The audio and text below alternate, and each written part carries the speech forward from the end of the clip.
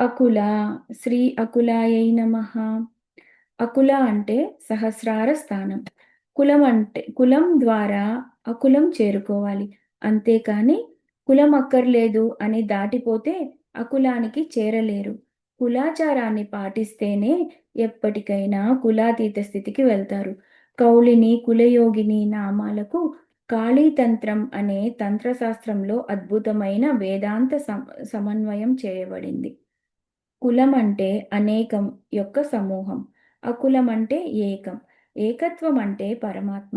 అనేకతత్వం అంటే ప్రపంచం. అనేక రకాల ఉపాధులు, ఈ అనేకమంతా ప్రపంచానిదే. పరమాత్మ మాత్రం ఏకం అద్వితీయం బ్రహ్మ. కనుక ఇప్పుడు రెండే ఉన్నాయి, కులం, అకులం. పరమాత్మ వచ్చి అకులం. మనం కులంలో ఉన్నాము, అకులంలో లేమని చెప్పుకోవాల్సిందే. మన శరీరం కూడా కులమే. ఇంద్రియాలన్నీ కలిసి ఉంటే అది కులమే. నా శరీరం కులం, ఈ ప్రపంచం కులం. కులంలో ఉన్న మనం ఈ అకుల అంగనని తెలుసుకోవాలి. అంటే ఈ ప్రపంచంలో, ఈ శరీరంలో అనేకమైన దానిలో చైతన్య రూపంగా ఉన్న అమ్మవారు ఉన్నారు. ఆ అమ్మవారిని తెలుసుకుంటూ వెళ్తే కులం నుండి అకులానికి వెళ్ళగలరు. శరీరమే కులం, ఆత్మయే అకులం అన్నది కాళికా తంత్రం. ఎంత అద్భుతమైన సమన్వయం! ఇదొక్కటి ఆలోచించుకుంటే చాలు, మనం ఇప్పుడు పొందవలసింది ఆత్మని అని తెలుస్తుంది. అకులం అంటే ఆత్మ ఒక్కటే. సృష్టిలో ఆత్మరూపంతో అందరూ ఒక్కటే. అందరూ నేను అని ఆత్మనే చెప్తారు. కానీ తేడా కులంలోనే వచ్చింది. శరీర కులం, ప్రపంచ కులం. ఈ కులం ద్వారానే అకులాన్ని పొందగలగాలి. శరీరం అనే కులంలో ఆత్మ అనే అకులం పొందడానికి కులమే సాధన అవుతుంది. శరీర కులం నుండి ఆత్మ అనే అకులాన్ని చేరాలని కాళికా తంత్రం చాలా అద్భుతంగా చెప్పింది. మొత్తానికి కుండలిని యోగం అని పేరు పెట్టిన, మంత్రోపాసన అని పేరు పెట్టిన, దేవతా పూజ అని పేరు పెట్టిన ప్రాథమిక దశలో ఇవన్నీ ఉపాసనలు అని చెప్పబడ్డాయి. పారమార్థ దశలో ఇవన్నీ ఉపనిషత్తులుగా పర్యవసిస్తాయి. అకుల అనే నామం వచ్చేటప్పటికల్లా ఈ కులములకు చైతన్యం ఇస్తూ కులానికి అతీతంగా ఉన్న ఏకస్వరూపిణి అని ఒక అర్థం. సహస్రార స్థానంలో ఉన్నది అకుల. అకుల అయినది ఎలా ఉంటుంది? అకుల సమయాంతస్థ, సమయాచార తత్పర. ఈ మూడు నామాలకు ఒక సంబంధం ఉంది.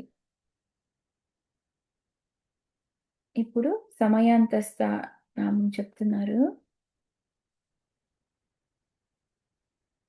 శ్రీ సమయాంతస్థాయై నమః. అకులంలో ఉన్న అమ్మవారు సమయ అనే రూపంగా ఉంటుంది కనుక సమయాంతస్థ అని చెప్పారు. సమత్వం యొక్క స్థితిని సమయం అంటారు. కులం శక్తిరితి ప్రోక్తం అకులం శివ ఉచ్యతే. అకులం శివస్థానం, కులం శక్తి స్థానం. ఇంతవరకు కులాంగన వెళ్ళి అకులంలో శివునితో కలిసింది, శక్తి శివునితో కలిసింది. ఆ రెండూ కలిస్తే సమం. సమం అంటే రెండింటి యొక్క సామరస్యం. ఈ రెండు సమస్థానంలో కలిసిపోయాయి. ఇప్పుడు శివశక్తులు ఏకమైపోయాయి. ఈ శివశక్తులు ఏకమైన స్థితిని మనం సమయం అంటారు. ఈ స్థితిలో సహస్రారంలో భాసిస్తుంది కనుక సమయాంతస్థ. ఆ సమయాంతస్థ అయిన చైతన్యాన్ని పొందవలసిన విధానం సమయాచారం. సమయాచారం అంటే శివశక్తుల ఏకత్వాన్ని మర్చిపోకుండా ఉపాసన చేస్తూ ఉండాలి. ఇది అనేక రకాలుగా మొదటి నుండి తెలుసుకున్నాం. శక్తి అంటే ప్రపంచమంతా వ్యాపించిన చైతన్యము. ఇది అందరికీ అనుభవం ఉంది. ఈ చైతన్యానికి మూలమైన వాడు పరమాత్మ. అతడు శివుడు. ఈ రెండింటికి అనుబంధం ఉందని ఎరుక ఉందనే ఎరుక ఎప్పటికీ ఉండాలి. మనం ప్రపంచాన్ని చూస్తున్నాం. ప్రపంచంలోని శక్తిని చూసి మురిసిపోతున్నాం. ఇది కావాలని అడుగుతున్నాం. కానీ ఈ శక్తి ఎవరిదో ఆ పరమేశ్వరుణ్ణి గుర్తు తెచ్చుకుంటే, ఎల్లవేళలా ఆ స్పృహలోనే ఉంటే శక్తి, శివుడు కలిసే ఉన్నారు అని అర్థమవుతుంది. ఈశ్వరుణ్ణి విస్మరించకుండా ప్రపంచాన్ని చూడగలిగితే అదే పెద్ద సమయాచారం. అదే సర్వ బ్రహ్మమయం జగత్ అనే మాట. విశ్వమంతా ఆయన శక్తితోనే ఉంది అంటే ఇంక నేనెవరు? నాలో ఉన్న శక్తి వేరా? అది కూడా ఈశ్వర్య చైతన్యమేగా. ఇప్పుడు నేను ఎవరయ్యాను? నేను అని వేరే లేదు. అంతా ఒక్కటే అనే స్థితికి వెళ్ళగలం. ఇది క్రమంగా అద్వైత స్థితికి చేరుస్తుంది. సమయాచారమన్నా, అద్వైతమన్నా రెండూ ఒక్కటే. వేదాంత మార్గమే. శివశక్తి ఏకాంత్వాన్ని తెలుసుకొని చేసే ఉపాసన సమయాచారము. శ్రీ విద్యోపాసన చేసేటప్పుడు ఎప్పుడూ శివశక్తుల ఏకస్వరూపం ఎరుకలో ఉండాలి. ఇది చేస్తేనే తల్లిదండ్రులను ఉపాసించినట్లు అవుతుంది. ఈ తల్లిదండ్రులను ఉపాసించడం అయినప్పుడు మనం పిల్లలమవుతున్నాం. తల్లిదండ్రులు, పిల్లలు అనే భావన చాలా చక్కనిది. అలా కాకుండా కేవలం శివుణ్ణి విస్మరించి శక్తిని మాత్రం ఉపాసిస్తే అది సమయాచారం అనిపించుకోదు. దాన్ని క్షుద్రాచారం అంటారు.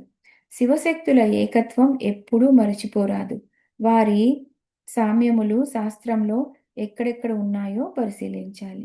సమయాచారం అనే దానికి వ్యాఖ్యానం చెప్తున్నారు భాష్యకారులు. సమయము అంటే సామ్యము. ఈ సామ్యములు ఎన్ని రకాలుగా ఉన్నాయో చూడాలి. ఒకటి అనుష్ఠాన సామ్యము, రెండవది అధిష్టాన సామ్యము, మూడవది రూప సామ్యము, నాలుగవది నామ సామ్యము, ఐదవది అవస్థా సామ్యము. ఇవి సమయాలు.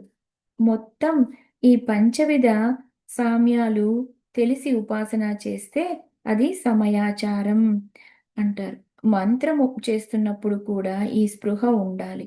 ఊరికే అక్షరాలు వల్లెవేస్తే లాభం లేదు. ఎప్పటికీ జడంగా మిగిలిపోకూడదు. ఆ చైతన్యాన్ని తెచ్చుకోవాలి. ఆ చైతన్యానికి లలితా సహస్రం సహకరించాలి. మంత్రం చేసిన, యంత్రం చేసిన, పూజ చేసిన వారిద్దరినీ మర్చిపోరాదు. శివుడు, పార్వతి, శివుడు శక్తి, శివశక్తి ఎప్పుడు కలిసే ఉంటారు.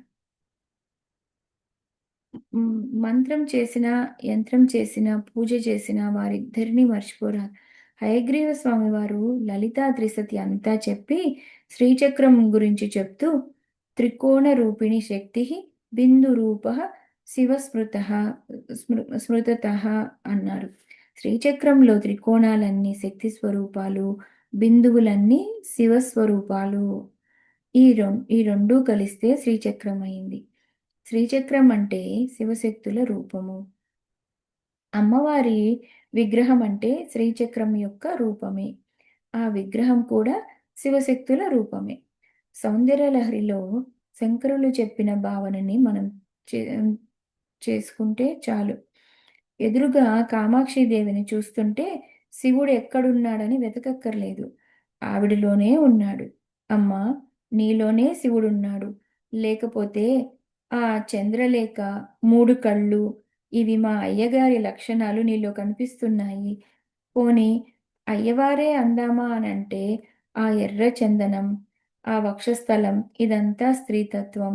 ఇది అమ్మవారు. ఈ రెండూ కలిసి నువ్వే. ఇది శివశక్తులకు రూప సామ్యము. అంతేకాదు వారు విడివిడిగా పక్కపక్కన ఉన్న వారి ఇద్దరి రూపాలు ఒకేలా ఉంటాయి. ఆయన అదికిరా ఆయన ఆది కిరాతుడు వేషం వేసుకుని వెళ్తే ఆవిడ శబరిగానే వెళ్తుంది. ఆయన యోగిగా కూర్చుంటే ఆవిడ యోగినిగా ప్రక్కన ఉంటుంది. ఆయన భోగిగా ఉంటే ఆవిడ భోగరూపిణిగా ఉంటుంది. ఇది రూప సామ్యం. నామ సామ్యం పరిశీలిస్తే ఇద్దరి పేర్లు ఒకటే. శివ శివ, శంకర శాంకరి, రుద్ర రుద్రాణి, భవ భవాని, మృడ మృడాని అని. అధిష్టాన సామ్యము. అధిష్టానం అంటే వారు దేనియందు ఆరాధింపబడుతున్నారో దానికి దానికి అధిష్టానమని పేరు. శివుని ఆరాధించాలంటే లింగము, శక్తిని ఆరాధించాలంటే శ్రీచక్రము. ఈ రెండు అధిష్టానాలు. మనం శివలింగాన్ని ఆరాధన చేస్తే లింగం శివశక్తుల ఏకత్వం. శివశక్త్యోశ్చ మేళనం లింగముచ్యతే. శివలింగం అంటేనే వారి ఉభయుల రూపము. పానవట్టము అమ్మవారు, లింగము శివుడు అని ఒక భావన ఉంది. బాణలింగాల వంటి వాటికి పానవట్టం ఉండదు. అదంతా కలుపుకొని శివశక్తుల రూపమే. అది ఒక ప్రత్యేక అంశము. కనుక లింగం అంటేనే శివశక్తుల ఏకత్వము. శ్రీచక్రం అంటే బిందువులన్నీ శివుడైతే త్రికోణములన్నీ అమ్మవారు. ఆ స్వాధిష్టానం కూడా శివశక్తుల రూపమే కనుక అధిష్టాన సామ్యము అని చెప్పాం. ఇప్పుడు అనుష్ఠాన సామ్యము. వారు చేసే పనులు ఇప్పుడు వారివి 5 అనుష్ఠానములు. పంచకృత్యములైన సృష్టి స్థితి సంహార తిరోధాన అనుగ్రహం. ఈ పనులు శక్తే చేస్తుంది, కానీ శక్తి ఆయన కలిస్తే కానీ ఏదీ జరగదు. వారిద్దరూ కలిసే ఉంటారు. శివుడు లేనిదే శక్తి వ్యక్తం కాదు, శక్తి లేనిదే శివుడు వ్యక్తం కాడు. ఇరువురు కలియవలసిందే. ఇదే అర్ధనారీశ్వర స్వరూపము. అర్ధనారీశ్వర స్వరూపమే శ్రీచక్ర రూపము. శివశక్తుల ఏకత్వాన్ని మనం కృత్య సామ్యంలో చూడాలి. సృష్టి స్థితి ఈ రెండు కూడా అమ్మవారి పనులు. ఇప్పుడు ప్రపంచ సృష్ట్యోన్ముఖలాస్యకాయై సమస్త సంహారక తాండవాయ నమశివాయై చ నమశివాయ అన్నారు శంకర భగవత్పాదులు. సృష్ట్యున్ముఖలాస్యకాయై, ఆవిడ ఈ సృష్టి అంతా జాగ్రత్తగా జరిగేటట్లు చూస్తుంది. సృష్టి స్థితులు ఆవిడ పనులు. ఈయన పనులు 2, సంహారము తిరోధానము. అయితే ఈవిడ ఈ 2 పనులు చేస్తున్నప్పుడు ఆయన సహకరించకపోతే చేయలేదు.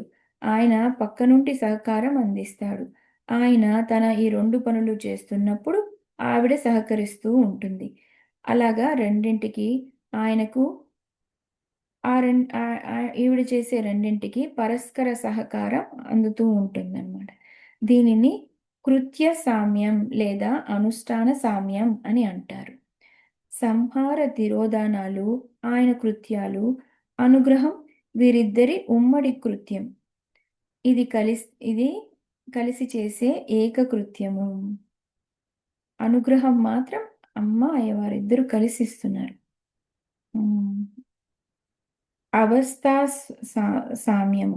అవస్థా సామ్యం అంటే వారు ఏ ఏ స్థితులలో ఉంటారో, అంటే వివిధాలైన రూపాలతో కానీ వివిధ అవతారాలతో కానీ వచ్చినప్పుడు ఇద్దరు ఒకరికొకరు తగినట్లుగా ఉంటారు. ఆవిడ కామేశ్వరిగా రాగానే కామేశ్వరుడై అదే అవతారంగా కనిపిస్తున్నాడు. ఇదంతా అవస్థా సామ్యం. ఈ విధంగా పంచవిధ సామ్యములు శివశక్తులకు ఉన్నాయి. ఇవి తెలుసుకుని ఎవరు ఆరాధన చేస్తారో వారిని సమయాచార పరాయణులు అని అంటారు. సమయాచారం అంటే శివశక్తుల కలయిక, వారున్న సామ్యాలను తెలుసుకోవటమే అన్నమాట. సమయాచార తత్పర. శ్రీ సమయాచార తత్పరాయై నమః. సమయాచార పరులు ఎవరో వారి పట్ల అమ్మ ప్రీతి కలిగి ఉంటుంది. అమ్మ అనుగ్రహం కావాలంటే సమయాచారులు కావాలి. శ్రీవిద్య ఉపాసకులకి సమాయునులు అని పేరు ఉంది. సమాయుకులు అని కూడా వ్యవహారం. సమాయినాం అని శంకరులు సౌందర్యలహరిలో కూడా వివరిస్తారు. సమయం అంటే శివశక్తుల ఏకత్వం. ఆ ఏకస్థితిగా సహస్రంలో ఉంది కనుక సమయాంతస్థ. ఇది తెలిసి చేసే ఉపాసన సమయాచారం. కొందరు సమయాచారాన్ని దక్షిణాచారంగా వ్యవహరిస్తారు. సమయాచారం అంటే ఒకానొక ఉపాసన పద్ధతి. ఆ పద్ధతిని ఆ, శ్రీ విద్య ఉపాసన పద్ధతి. దీన్ని దక్షిణాచారంగా కూడా కొందరు వ్యవహరిస్తారనమాట. వేద పద్ధతిలో సాగితే దక్షిణాచారం, వేదానికి విరుద్ధంగా సాగితే వామాచారం. వామాచారం గొప్పదా, దక్షిణాచారం గొప్పదా అంటే దేని సాంప్రదాయం దానికి ఉంది, దేని గొప్పతనం దానికి ఉంది. ఈ ఆచారాలన్నీ ఏంటంటే అమ్మాయి తెలుసుకోవటానికే. ఆమ్, కానీ వేద ప్రకారము ఉంటే ఆ ఉపాసనకి అది దక్షిణాచారము అని పేరు అన్నమాట. మిశ్రమ సాంప్రదాయం అని ఒకటి ఉంది. అంటే అటు దక్షిణ వామాలకి రెండింటికి ఎలా కలపాలో తెలిసిన మహాత్ములు కలిపారు. ఎవరో అడ్డదిడ్డంగా కలపడానికి లేదు. ఏది ఎక్కడ ఎలా కలపాలో అనేది ఋషుల వంటి ఉపాసకులకు తెలుస్తుంది. వారికి నమస్కారం. అపస్తంభ సూత్రాలు రచించేటప్పుడు అపస్తంభుడు వైదిక సాంప్రదాయాన్ని చెప్తున్నానంటూ అక్కడ సమయాచారం అనే మాటని వాడారు. వేద మార్గంలో వచ్చేవి అన్ని సమయాచారాలే. సమయాచార తత్పర అంటే వైదిక మార్గాల ద్వారా ఆరాధన చేసే సాత్వికుల పట్ల తత్పర, ఆసక్తి కలిగినది. వాత్సల్యంతో వారిని అనుగ్రహిస్తుంది అమ్మ. వసిన్యాది వాగ్దేవతలు అమ్మ మన పట్ల తత్పరురాలై ప్రీతి కలిగి అనుగ్రహించాలంటే సమయాచారాన్ని అనుసరించమని చెప్తున్నారు.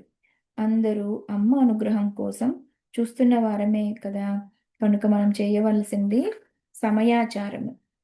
సమయాచారం రెండు పద్ధతుల్లో ఉంటుంది. ఒకటి బాహ్యము, ఇంకొకటి అభ్యంతరం. రెండు రకాల ఆరాధనలు సాగాలి. సాధన బహిర్యాగ, అంతర్యాగాలు అనే రెండు రకాలుగా సాగాలి. బహిర్యాగం అంటే బాహ్యంగా చేసే ఆరాధన, అంతర్యాగం అంటే లోపల చేసే ఆరాధన. రెండు సమన్వయించుకుంటూ వెళ్ళాలి. లోపల చేసే ఆరాధనని పరారాధన అంటారు. బయట చేసే దానిని అపర అంటారు.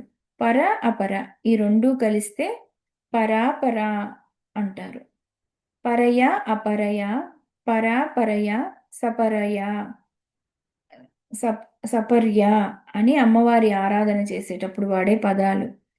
పరయ అపరయ, పరాపరయ, సపర్య అని అమ్మవారి ఆరాధన చేసేటప్పుడు వాడే పదాలు. ఎదురుగా శ్రీచక్రం ఆరాధన చేయటం అపరమా పరమా, అపరమేగా అంటే బాహ్యమేగా. అయితే మరి పరిపూర్ణత లేదు. మరి ఎందుకు శ్రీచక్రం ఆరాధించాలి? అది చూస్తూనే అంతర్ముఖంగా కూడా చేయాలి. అంతర్ముఖ సమారాధ్య, బహిర్ముఖ సుదుర్లభ రెండూ కలవాలి. బాహ్యం మానివేయమని చెప్పడం కాదు. భావంలోన నందును గోవింద గోవింద అని కొలువవో మనసా అనే అన్నమయ్య చెప్పిన విధంగా మనము రెండిటిని చేయాలి. ఇది శ్రీ విద్యా సాంప్రదాయంలోనే కాదు, ఏ ఉపాసనా సాంప్రదాయంలోనైనా ఇదే పద్ధతి. నిరంతరం భగవత్ సన్నిధిని భావన చేస్తూ ఒక దీక్ష స్వీకరించి ఆ పరమాత్మని ఆ దేవతా రూపంగా సాధన చేసే వారిని ఉపాసకులు అంటారు. ఏ దేవతా ఉపాసకులైనా ఇదే పద్ధతి. ఏ సాంప్రదాయంలో ఉపాసించినా హిందూ మతంలో ప్రాథమిక పద్ధతులు ఒక్కటే. ఇవన్నీ కలిపి ఒకే హిందూ మతంగా వ్యవహారం. విష్ణు ఉపాసనైనా, శివోపాసనైనా, శక్త్యోపాసనైనా, సూర్యోపాసనైనా అన్నీ కలిపి ఒకే మతంగా. ఏ దేవతా భక్తులు వారికి తగ్గట్టు రెండూ వాడుకోవచ్చు. బహిర్యాగ, అంతర్యాగాలు రెండూ కావాలి. అంతర్యాగం మళ్ళీ 3 విధాలుగా ఉంటుంది. ఇక్కడ నుండి ఈ 3 మొదలవుతాయి. సమయాంతస్థ నుండి క్రమంగా వెళ్తే అంతర్యాగం వస్తుంది. అంతర, తర, తమ. అంతరతర, అంతరతమ. ఒకరింట్లో మనం వెళ్ళామంటే కొందరికి మొదటి ప్రాంగణం వరకే ప్రవేశం, కొందరికి మధ్యలో వరకు, కొందరికి లోపలి గదుల వరకు ప్రవేశం. అలాగా అంతర, అంతరతర, అంతరతమ, ఇంకా లోపలికి వెళ్ళగలగాలి. ఇప్పటికి ఇప్పటి నుండి చెప్పబడుతున్నది అంతర్యాగ క్రమమే. ఇప్పుడు సమయాంతస్థ అన్నప్పుడు అంతర అనే పద్ధతిని చూపిస్తున్నారు. హృదయమునందు హృదయమునందు శ్రీచక్ర భావన చేయగలిగి అక్కడ ఆరాధన చేయగలిగితే దానిని సమయాచారం అంటారు. దహర చక్రమునందు శ్రీయంత్రాన్ని భావన చేస్తూ, అంటే అమ్మవారి స్వరూపాన్ని భావన చేస్తూ ఆరాధన చేస్తే అది సమయాచారం. ఇక్కడ దహరాకాశ రూపిణి అంటే మన అంతరంలో ఉన్న ఆకాశం. అది దహర మనం ఎక్కడ చేస్తాము అని అంటే హృదయంలో చేస్తాం. ఇది అంతర, తరువాతిది అంతరతర.